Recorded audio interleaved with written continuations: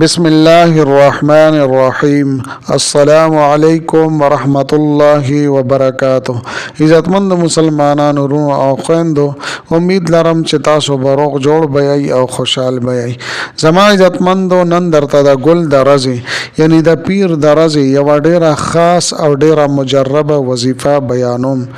کله چې تاسو د پیر په ورځ باندې دا خاص وظیفه وکړئ،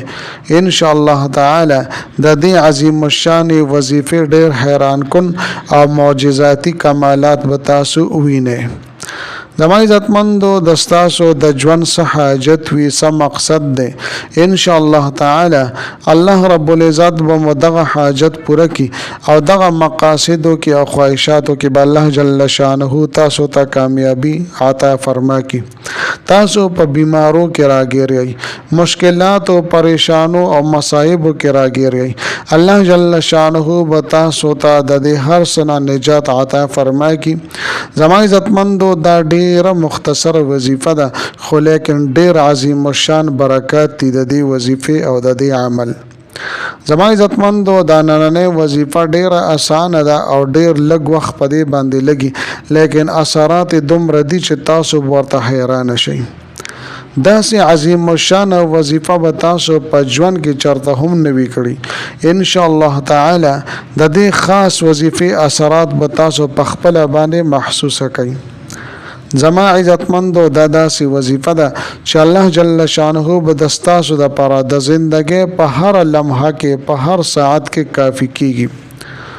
که حاجت مو وي، که مقصد مو وي، که مشکل وي، که بیماری وي، که غم وي، که پریشانی وي، الله جل شانه به تاسو ته په هر کار کې کافي کیږي. او چې الله جل شانه د کوم یو انسان دپاره کافي شي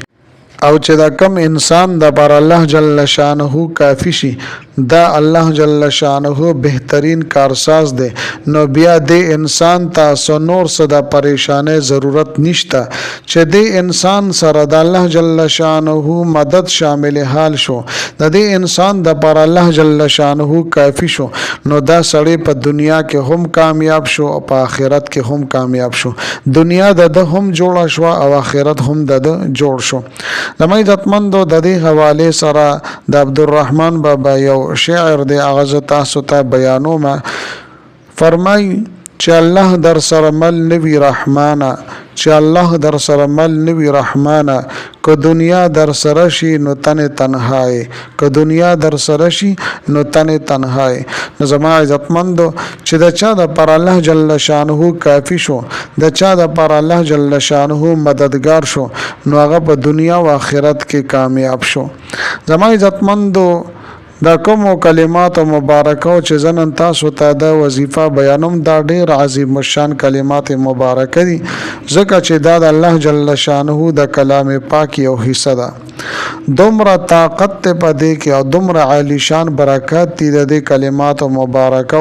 او د دې وظیفه چې ډیرو خلکو پدې باندې تجربه کړې دي، او چې چا هم تجربه پدې باندې کړې ده، د هغوی هر کار الله جل شانه کړی دی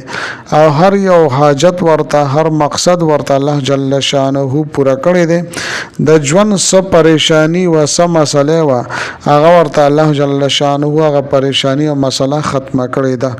زما عزتمندو، دا وظیفه تاسو کې چې تاسو د کم مقصد او خواهش لپاره هم کول غواړئ، الله جل شانه به تاسو ته کامیابی عطا فرما کی. زما عزتمندو، دا وظیفه پوره توجه او دھیان سره وکړئ.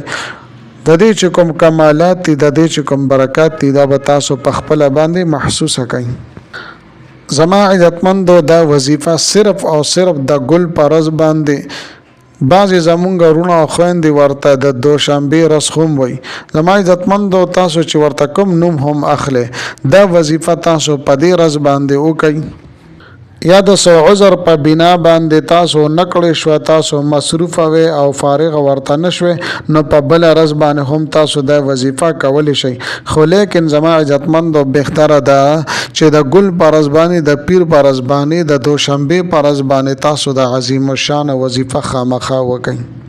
زما عزتمندو کچره دستاسو د رښتې مسلې پرشته کې مو بندش وی رکاوټ وی یا تاسو دا غواړئ چې بهترین ځکه الله جل شانه مونږ ته رښتا را نصیب کی نو دا وظیفه تاسو د دې لپاره کولی شئ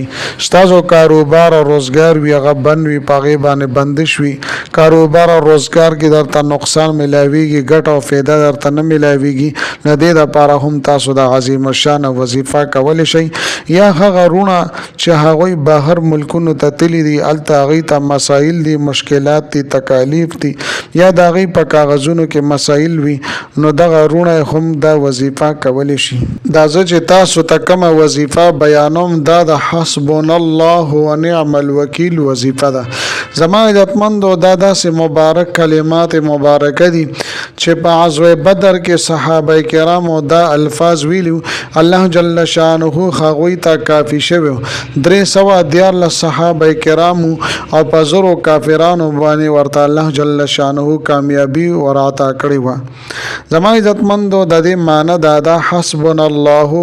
کافی دې زمونږ د پر الله تعالی و نعم الوکیل او ډیر ښه کار سمون کړي زما عزتمندو تاسو د دین اندازو لګوي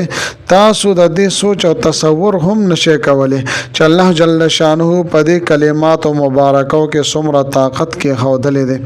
زما عزتمندو ناممکنه حاجتونه ولې نوي الله جل شانه به درته ضرور پوره کوي چې کوم یو بنی آدم دا غواړي چې زما د حاجتونه د زر تر زره پوره شي او ما ته د په خپل مقاصدو کې او خواهشاتو کې زر تر زره کامیابی ملو شي نو زما عزتمندو په خپل ژوندۍ کې صرف یو پیر دا وظیفه تاسو لازمان آزماو کوي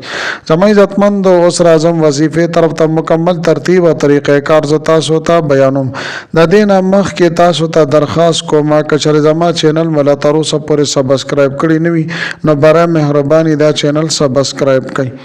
سبسکرایب سره خوا کې د ټاله والا نشان دی دا تاسو کلیک کړئ او سلیکټ علی کړئ د دې لپاره چې د هر راتلونکي ویډیو نوټیفیکیشن تاسو ته ملایويږي زما عزتمندو زما د حوصله افزایی لپاره ویډیو ضرور لایک کړئ او لاندې کمنټ کې تاسو ماشاءالله سبحان الله جزاک الله یا د دې په شانت نور خپل الفاظ منشن کوي لیکي د لپاره چې مال حوصله افزایی ملاويږي او نو ډېر خپل وظیفه تاسو ته په دې چینل کې راوړم او زما عزتمندو د وظیفې مکمل ترتیب او طریقې کار ز تاسو ته بیانوم طریقې دا د زما عزتمندو چې د پیر پرز باندې یا په نور ورځو باندې چې سټم تاسو فارغ او تاسو توجه برابر وي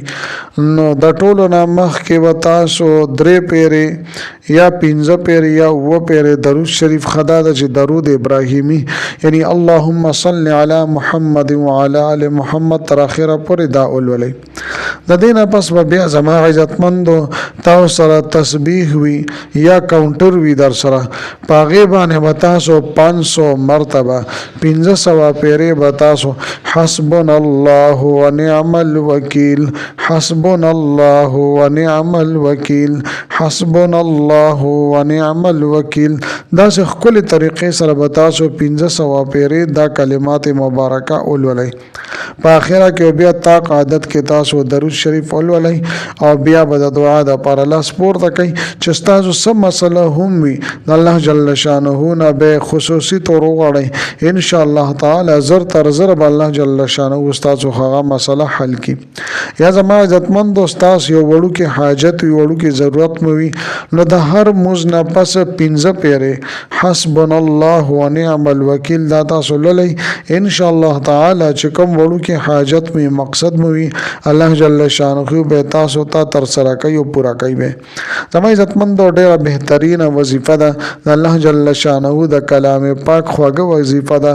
په خپل هم دا وظیفه او کې خپل رونو دوستانو سره هم د صدقه جاریه په تور باندې شیر کړئ ملاوي کوم بتاو سره بل ویډیو کې بل وظیفه سره تر هغه وخت پورې مال اجازه ترا کوي د لوی الله پامان